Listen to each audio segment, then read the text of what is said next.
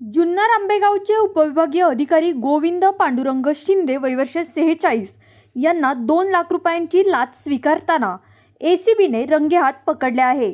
याबाबत एसीबीच्या म्हणण्यानुसार तक्रारदार हे बांधकाम व्यावसायिक असून त्यांची एक भागीदारी फर्म आहे। या फर्ममार्फत त्यांनी पुणे नाशिक महामार्गालगत नारेगाव येथे जमीन विकास नियमांनुसार निवासी इमारत उभारण्याचे काम सुरू केले होते।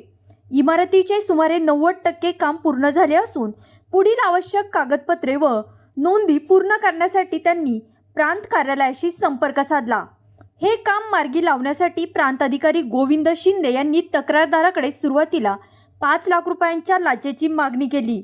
पडताळणी दरम्यान हा व्यवहार 2 लाख रुपयांचा ठरला। तक्रारदाराने या प्रकरणी लाचलुचपत प्रतिबंधक विभागाकडे तक्रार केली होती।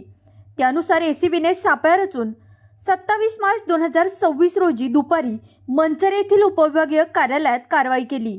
यावेळी तक्रारदाराकडून 2 लाख रुपये स्वीकारताना गोविंद शिंदे यांना रंगेहात पकडून अटक करण्यात आली आहे।